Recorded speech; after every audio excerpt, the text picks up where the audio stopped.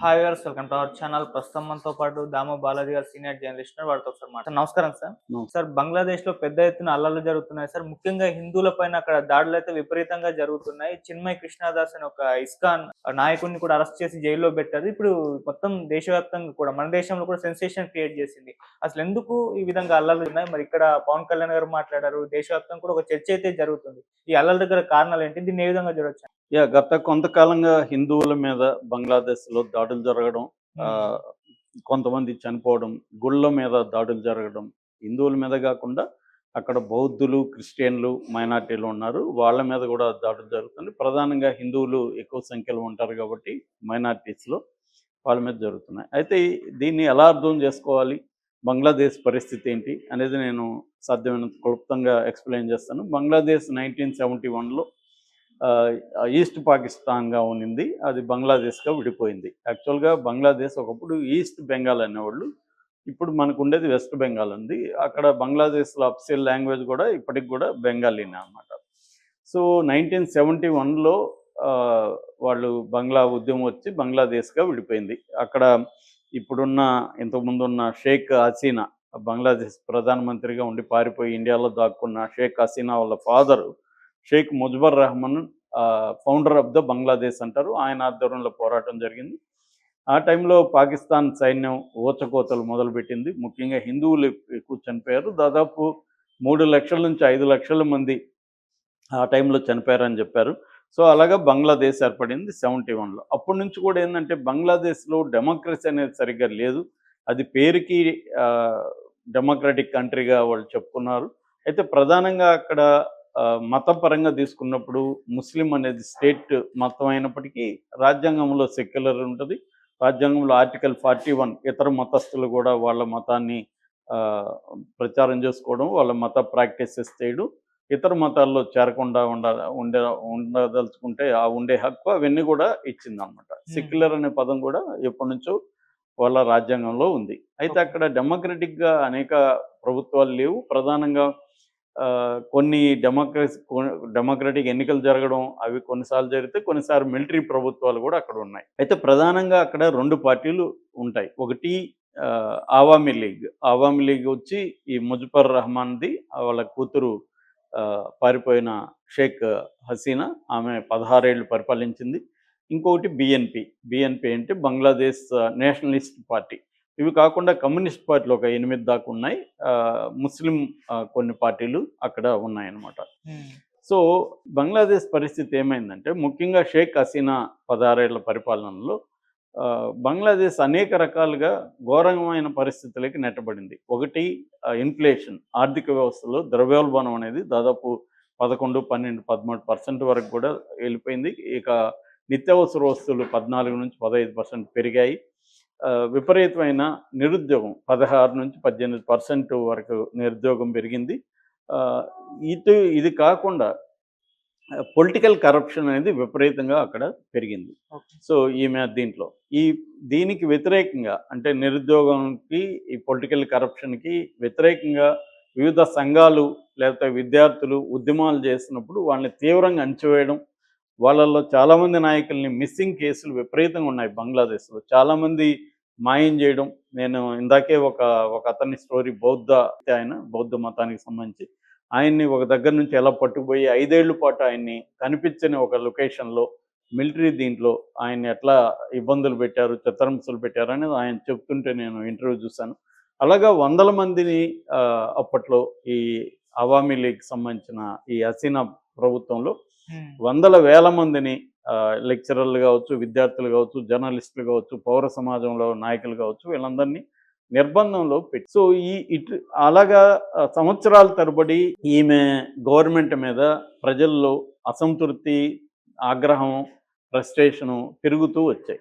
ఈ క్రమంలో ఏమైందంటే ఇటీవల ఈ ఇయర్ మొదట్లో అక్కడ ఒక రూల్ పాస్ చేశారు. అదేందంటే 30% ఉద్యోగాలు గవర్నమెంట్ ఉద్యోగాలు, సివిల్ సర్వెంట్ అన్నిట్లో 30% ఉద్యోగాలు ఈ నేషనలిస్టు ఉద్యమంలో అంటే బంగ్లాదేశ్ ఏర్పడడానికి పోరాడారు గదా! హ్మ్. ఆ ఫ్యామిలీస్‌లో ఉండే పిల్లలకి మనోళ్ళు గ్రాండ్ చిల్డ్రన్‌కి ఈ 30% ఇచ్చేస్తారు.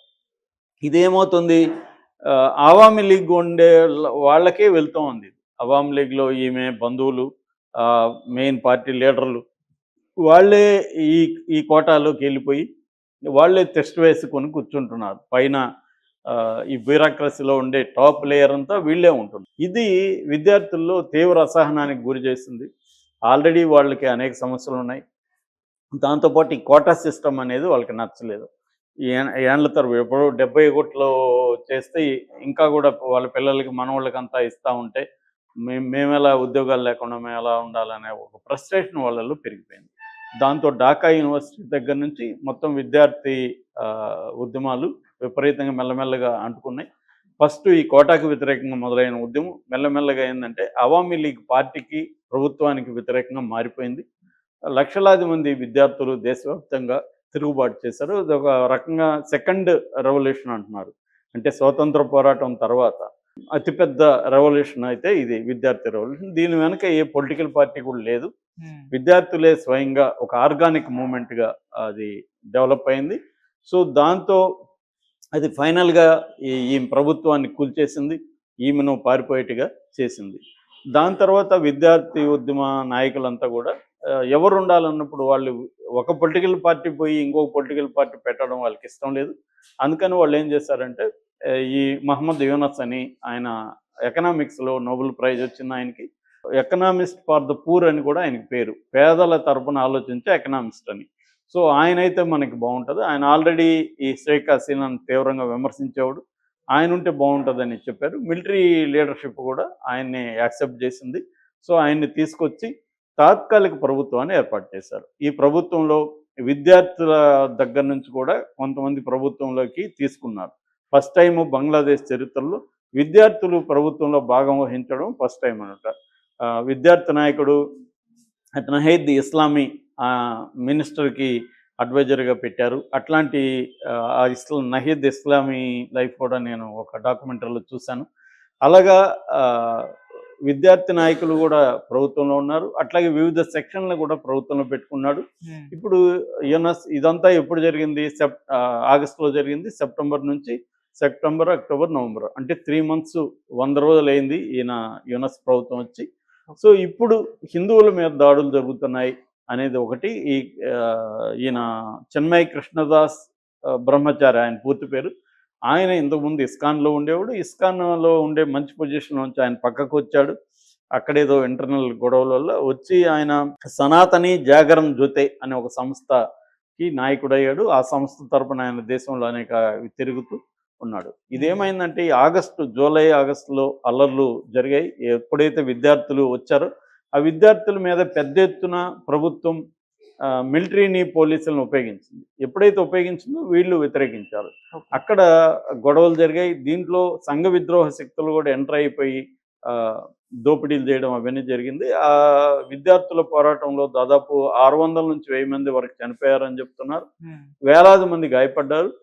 దాదాపు 2 లక్షల మందికి జైల్లో వేసేసింది ఈమె. అందువల్లే ఇంత నిరంకుశంగా విద్యార్థులను అణచేయడం వల్లే ఆమె ప్రభుత్వం కూలిపోవడానికి ప్రధాన కారణం. వాళ్ళని కానీ వాళ్ళతో చర్చలు చేసి వాళ్ళతో మాట్లాడి వాళ్ళ డిమాండ్స్ నెరవేర్చడానికి ఈమె కృషి చేసి ఉంటే బాగుండేది. కానీ ఈమె ఒక ఫ్యాసిస్ట్ లాగా బిహేవ్ చేసింది. ఇప్పుడు వచ్చి ఆమె నీతులు చెప్తుంది కానీ మనం జాగ్రత్తగా పరిశీలిస్తే ఈమె నియంతృత్వం వల్లే ఆటోక్రటిక్ రూల్ అంటారు. ఆటోక్రటిక్ రూల్ వల్లే ఈ స్థాయిలో అక్కడ ఉద్యమం వచ్చింది. ఇక హిందువుల పరిస్థితి, ఈ ఉద్యమంలో ఏంటంటే అనేక సంఘ విద్రోహ శక్తులు కావచ్చు, అక్కడ ఉన్న ఇస్లామిక్ రాడికల్ ఎలిమెంట్స్ కావచ్చు, వీళ్ళు హిందువులని, బుద్ధుల్ని, బౌద్ధ మతస్థుల్ని, తర్వాత క్రిస్టియన్స్ని, ఈ 3 మైనార్టీలను కూడా టార్గెట్ చేశారు. దాదాపు 2000 సంఘటనలు హిందువుల మీద దాడులు జరిగినట్టు చెప్తున్నారు ఆ టైంలో. తర్వాత కొంతమంది చనిపోయారు కూడా. ఇండ్లు తగలబెట్టడం, ఆస్తులు లాక్కోవడం ఇలాంటివి కూడా జరిగాయి. కొంతమంది పక్కనున్న బంగ్లాకి అంటే వెస్ట్ బెంగాల్కి వచ్చేసారు. సో, ఈ క్రమంలో అసలు హిందువులు పరిస్థితి ఏంటి? బంగ్లాదేశ్ పాపులేషన్ 16,50,00,000. అందులో హిందువుల పాపులేషన్ 8%. అంటే దాదాపు 1,31,00,000 మంది హిందువులు ఉన్నారు అక్కడ. ఒకప్పుడు వీళ్ళు 1947 నాటికి ఈ తూర్పు పాకిస్తాన్లో, తూర్పు బెంగాల్లో దాదాపు 22% హిందువులు ఉండేవాళ్ళు. అక్కడి నుంచి తగ్గిపోయింది. అంటే వాళ్ళు ఎక్కువ మంది ఇండియాకి వచ్చేయడం, వాళ్ళ పాపులేషన్ పెరగకపోవడం, తగ్గతా రావడం జరిగింది. అట్లాగే వీళ్ళు దాదాపు 67 జిల్లాలు ఎన్నో ఉన్నాయి. అన్ని జిల్లాల్లో కూడా హిందువులు సమానంగా వ్యాపించి ఉన్నారు. ఈ 1,30,00,000 మంది హిందువులు. అయితే వీళ్ళ మీద అప్పుడప్పుడు దాడులు జరగడం, ఎందుకంటే పాకిస్తాన్‌లో ఉన్నప్పుడు ఈ బంగ్లాదేశ్ ఉద్యమం వచ్చినప్పుడు పాకిస్తాన్‌లో ఒక చట్టం ఉంది. అదేంటంటే enemy properties of enemy act అని. అంటే తమ శత్రువుల ప్రాపర్టీని లాక్కోవచ్చు ఆ చట్టం ప్రకారం. అట్లా ఆ చట్టాన్ని ఉపయోగించి హిందువుల భూముల్ని ఎక్కువగా లాక్కున్నారు అప్పుడు. అదే చట్టం పేరు మారినా ఆ చట్టాన్ని ఇప్పటికీ ఉపయోగించి హిందువుల భూముల్ని లాక్కొని హిందువుల్ని తరిమేసే కార్యక్రమం బంగ్లాలో అప్పుడప్పుడు జరుగుతూనే ఉంది. రెండవది అక్కడున్న హిందువులందరూ అవామీ లీగ్‌కి సపోర్ట్ చేశారు. ఈమె మన భారతదేశంతో కూడా చాలా క్లోజ్ రిలేషన్‌షిప్‌లో షేక్ హసీనా ఉన్నింది. అందుకని అక్కడ హిందువులకు కూడా ఈమె మంచి ఇంపార్టెన్స్ ఇచ్చింది. ఫస్ట్ టైము హిందూ పార్లమెంట్‌లో అక్కడ బంగ్లాదేశ్ పార్లమెంట్‌లో హిందువులు 14 మంది ఎంపీలుగా ఉన్నారనమాట. సో సుప్రీంకోర్టు చీఫ్ జస్టిస్ కూడా హిందూ ఉన్నాడు. సుప్రీంకోర్టు జడ్జెస్‌గా హిందువు వెళ్ళారు. అలాగా ఈమె ఉన్నంత కాలం హిందువులకి అన్ని రకాల పదవుల్లో కూడా అంటే సమాన నిష్పత్తిలో లేదు కానీ చాలా ఇంపార్టెన్స్ అయితే ఇచ్చింది. అందువల్ల కూడా ఇప్పుడు ఈ విద్యార్థులంతా అవామీ లీగ్‌కి వ్యతిరేకం కాబట్టి అవామీ లీగ్ సపోర్ట్ చేసే హిందువుల మీద కూడా దాడులు అనేవి జరిగాయి. అయితే ఇప్పుడు ఈయన యూనస్ వచ్చాడు కదా, యూనస్ వచ్చిన తర్వాత ఆయన ప్రధాన కర్తవ్యం ఏంటంటే ఈ అక్రమంగా అరెస్టులు చేసిన వాళ్ళని జైళ్ళ నుంచి విడిపించడం, తర్వాత శాంతి భద్రతలు నెలకొల్పడం, సంస్కరణలు తీసుకురావడం, ప్రభుత్వంలో కానీ మిగతా చోట్ల సంస్కరణ తీసుకురావడం, ఆర్థిక సంస్కరణలు తీసుకొచ్చి ద్రవ్యోల్బణాన్ని ఫస్ట్ తగ్గించడం, జీవితాలను కొద్దిగా మెరుగుపరచడం, ఇవి చేయాలి. దాని తర్వాత ఎలక్షన్లు పెట్టాలి. ఈ 2 కర్తవ్యాలు ఆయనకున్నాయి ఆయన ముందు. సో ఆయన ఫస్ట్ కర్తవ్యాన్ని నెరవేర్చడానికి సీరియస్‌గా ట్రై చేస్తున్నాడు. ఈ ట్రై చేస్తున్న క్రమంలో ఉద్యమాలు చేసిన వాళ్ళని చాలామందిని విడుదల చేశాడు. అయితే ఇక్కడ మన కృష్ణదాస్ రంగంలోకి వచ్చి ఆయన ఏం చేస్తున్నాడు, కృష్ణదాస్ ఒకడే కాదు, కృష్ణదాస్ ఇంకొక సంఘంలో కూడా ఉన్నాడు. అదేంటంటే హిందూ, బౌద్ధ, క్రిస్టియన్ ఐక్య సంఘటన ఒక సంస్థ ఉంది. వీళ్ళు ఎప్పటి నుంచో పోరాడుతున్నారు. సో వీళ్ళ తరపున మొన్న చట్టోగ్రామ్ అనే ఒక టౌన్లో ఒక ర్యాలీ ఏర్పాటు చేశారు. ఆ ర్యాలీలో ఈయన పాల్గొన్నాడు. సో ఈయన 8 డిమాండ్లు పెట్టారు. వీళ్ళ సంఘం తరపున 8 డిమాండ్లు పెట్టారు గవర్నమెంట్‌కి. అందులో ఒకటి ఏంటంటే ఇమ్మీడియట్ డిమాండ్స్ అంటే హిందువుల మీద దాడులు ఆపాలి, హిందూ టెంపుల్స్ మీద దాడులు ఆపాలి, హిందువులకి రక్షణ కల్పించాలి. హిందువులకే కాదు బుద్ధిస్టులకి, క్రిస్టియన్లకి ఈ 3 మతాలకి రక్షణ కల్పించాలి. ఈ 3 మతాల ప్రార్థనాలయాల మీద దాడులు ఆపాలి. గతంలో వీళ్ళ మీద దాడులు చేసిన వాళ్ళ మీద కేసులు పెట్టాలి, అరెస్ట్ చేయాలి, తీసుకోవాలి. అట్లాగే వీళ్ళకి సంబంధించి ఒక మైనార్టీ బోర్డు ఏర్పాటు చేయాలి. మైనార్టీలకు సంబంధించిన రక్షణ కావచ్చు, వాళ్ళ సంబంధించిన పరిరక్షణ అంటే వాళ్ళకి అభ్యున్నతి వీటికి సంబంధించి ఒక బోర్డు ఉండాలి. అట్లాగే ప్రభుత్వంలో కూడా ఒక మంత్రిత్వ శాఖ, మైనార్టీ మంత్రిత్వ శాఖ ఉండాలి. ఇలాంటి ఒక 8 డిమాండ్లని వీళ్ళు పెట్టారు. పెట్టి ఒక ర్యాలీ తీశారు పెద్ద ఎత్తున. ఆ ర్యాలీ తీసినప్పుడు వీళ్ళు ఏంటంటే వీళ్ళ బంగ్లాదేశ్ జెండాను దించి వీళ్ళ సఫ్రాన్ జెండా, కాషాయ జెండాని లేపారనేది ఆయన మీద ఒక బిఎన్పి లీడర్, బిఎన్పి అంటే చెప్పాను already, Bangladesh Nationalist party leader case పెట్టాడు ఈయన మీద. ఈ కేసులో అక్కడ ఉన్న లోకల్ కోర్టు సెడిషన్ కేసు అంటారు దీన్ని. సెడిషన్ అంటే రాజద్రోహ నేరం. మనకు కూడా ఉంది అది. మన జెండాను కూడా అవమానిస్తే రాజద్రోహ నేరం పెడతారు. అలాగా వాళ్ళ జెండాను అవమానించాడని చెప్పి కృష్ణదాస్ మీద సెడిషన్ కేసు, ఈయన మీద ఇంకొక 19 మంది మీద సెడిషన్ కేసు పెట్టి ఆయనకి జైల్లో పెట్టారు.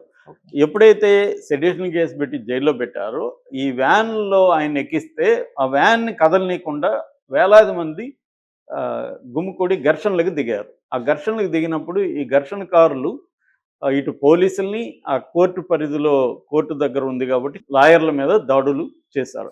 ఆ దాడుల్లో ఒక ఆయన ఎవరు అసిస్టెంట్ పబ్లిక్ ప్రాసిక్యూటర్ సైఫల్ ఇస్లాం అలీఫ్ అనే ఒక lawyer, young lawyer, around 30 years, ఆయన చనిపోయాడు.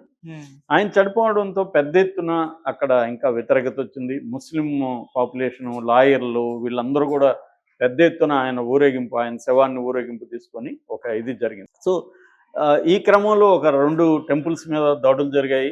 కొంతమంది హిందువుల మీద కూడా దాడులు జరిగింది. ఇది ప్రజెంట్ నేపథ్యం.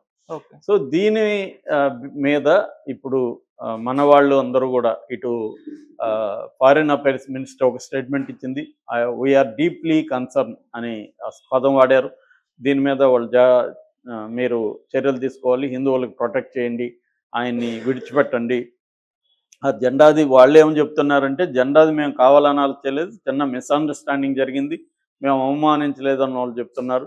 కాబట్టి క్షమాపణ చెప్తే వదిలేయండి, కానీ దాని మీద సెడేషన్ పెట్టి ఆయన్ని జైల్లో పెట్టడం అనేది కరెక్ట్ కాదని ఇండియన్ గవర్నమెంట్ మాట్లాడుతుంది. ఎందుకంటే ఈ సెడేషన్ కేసులో కానీ ప్రూవ్ అయితే పర్మనెంట్గా లైఫ్ అంతా ఆయన జైల్లో ఉండాలి అనేది చెప్తుంది. కానీ ఇప్పుడు వాళ్ళు బంగ్లాదేశ్ గవర్నమెంట్ ఏం చేసిందంటే ఇంకొక స్టేట్మెంట్ ఇచ్చింది. అదేంటంటే ఇది మేము ఆల్రెడీ హిందువులకు ప్రొటెక్ట్ చేస్తున్నాము, ఇక్కడ కొన్ని శక్తులు గొడవలు చేస్తున్నాయి, వాటిని అంతా మేము కట్టేలు చేస్తున్నాం, ఇది మేము ఒక సార్వభౌమత్వ దేశం, మా దేశ ఇంటర్నల్ విషయం. మీరు ఇరాన్ మిమ్మల్ని ఆ మధ్య ముస్లింల మీద దాడులు జరుగుతున్నాయని ఇరాన్ విమర్శిస్తే మీరేమన్నారు? ఇరాన్ని నువ్వు మా దేశంలో చేసుకునేదానికి మా దేశం ఒక ఇంటర్నల్ అఫైర్స్లో నువ్వు చేసుకోవద్దని మీరు ఇరాన్ అన్నారా లేదా? అలాంటప్పుడు మా దేశంలో జరిగే పరిస్థితుల మీద మీరు ఎలా చేసుకుంటారని వాళ్ళు అడిగారు. లాజికల్గా చూసినప్పుడు కరెక్ట్గా అనిపిస్తుంది. కానీ ఇక్కడ ఉండే సహజంగానే హిందువుల ఎక్కువ ఉన్నారు కాబట్టి ఇక్కడ హిందువుల ఛాంపియన్గా ఉంటున్న బీజేపీ కావచ్చు, ఈవెన్ కాంగ్రెస్ పార్టీ, మమతా బెనర్జీ, వీళ్ళందరూ కూడా కన్సర్న్ అయితే వ్యక్తం చేస్తున్నారు. నేను ఈరోజు ఢాకా ట్రిబ్యూన్ అని బంగ్లాదేశ్లో ఉండే ఒక ప్రధానమైన పత్రిక ఎడిటర్ జాఫర్ సోబన్ అని ఆయన ఇంటర్వ్యూ చూశాను. ఆయన ఏమంటున్నా అంటే, ఖచ్చితంగా ఈయన మీద కేసు పెట్టడం కరెక్ట్ కాదు, కృష్ణదాస్ మీద కేసు పెట్టడం కరెక్ట్ కాదు. అయితే మీరు అనుకున్నట్టు భారత మీడియా ప్రపగండా చేస్తున్నట్టు అంత ఘోరంగా ఏమి హిందువుల మీద దాడులు జరగలేదు. అవి ఆగస్టు ఆ టైంలో జరిగాయి, కానీ ఆ తర్వాత తగ్గాయి. ఇప్పుడు టెంపరీ గవర్నమెంట్ వచ్చింది కాబట్టి ఆ గవర్నమెంట్ కొంత ట్రాన్సిషన్ పీరియడ్లో ఉంది. మీరు అది అర్థం చేసుకోండి. ఎందుకంటే ట్రాన్సిషన్ పీరియడ్లో అనేక విషయాల్ని పరిగణలోకి తీసుకొని చేయాల్సి ఉంటుంది. మీరు ఆ ప్రెజర్ని కూడా మీరు అర్థం చేసుకోండి. మనిద్దరం ఫ్రెండ్సే, మన దేశం బంగ్లాదేశ్, ఇండియా ఫ్రెండ్స్, నైబర్స్, మన మధ్య 4000 కిలోమీటర్ల బార్డర్ ఉంది. సో మన మధ్య అపార్థాలు అనేవి రాకూడదు. ఖచ్చితంగా మా దేశంలో హిందువులకు ప్రొటెక్షన్ అనేది ఖచ్చితంగా ఉంది. కాకపోతే ఆగస్టులో మాత్రం అల్లర్లు జరిగాయి, ఇప్పుడు తగ్గాయి. అప్పుడుతో పోలిస్తే హిందువుల మీద దాడులు ఇవన్నీ తగ్గాయి. గవర్నమెంట్ కూడా టెంపరీగా వచ్చింది కాబట్టి గవర్నమెంట్కి కొంత టైం ఇవ్వాలి. గవర్నమెంట్ ముందు అనేక సమస్యలు ఉన్నాయి, పరిష్కరించాల్సిన సమస్యలు. కాబట్టి మీరు అర్థం చేసుకోండి, మీరు చెప్పండి, మీరు రండి, మీ మీడియా రండి మా దేశంలోకి, మీరు చూడండి పరిస్థితులు, మీరు గ్రౌండ్ లెవెల్లో పరిశీలించి అప్పుడు మాట్లాడండి. కానీ అక్కడ కూర్చొని లేనిపోని ఊహాగానాలు సోషల్ మీడియాలో బంగ్లాదేశ్లో హిందువులు అందరినీ నాశనం చేసి ఇలాగా మాట్లాడడం కరెక్ట్ కాదు అని ఆయన అంటున్నాడు, అప్పీల్ చేశాడు, ఆయన రిక్వెస్ట్ చేశాడు రమ్మని. కాబట్టి దీన్ని మనం సమయం పాటించాలి. కాకపోతే ఏంటంటే కొన్ని సంఘటనల్లో జరిగిన దానివల్ల ఇక్కడ ఉన్న హిందూ నాయకుల్లో ఒక అనుమానాలు వస్తున్నాయి. అక్కడ ఏంటంటే ఒకటి సెక్యులర్ పదం తీసేయాలని వాళ్ళు అనుకోవడం, 2 అక్కడ ఉన్న ముస్లిం ఎక్స్ట్రీమిస్ట్ నాయకులు జైల్లో ఉంటే వాళ్ళందరినీ కూడా ఈ ప్రభుత్వం బయటికి తీసుకొస్తుంది. అట్లాగే జమాతే ఇస్లాం లాంటి నిషేధిత పార్టీల మీద నిషేధం ఎత్తేసి వాళ్ళతో చర్చలు చేస్తుంది. ఇటువంటి రెండోది ఇస్కాన్ని బ్యాన్ చేయాలని కొన్ని సంస్థలు హైకోర్టుకి వెళ్ళి అక్కడ సుప్రీంకోర్టుకి వెళ్ళి సుప్రీంకోర్టు రిజెక్ట్ చేసింది. అంటే ఇస్కాన్ని బ్యాన్ చేయాలనే డిమాండు, సెక్యులర్ అనే పదం తీసేయడం, ముస్లిం ఫండమెంటలిస్ట్ ఆర్గనైజేషన్ల ఖైదీల్ని బయటికి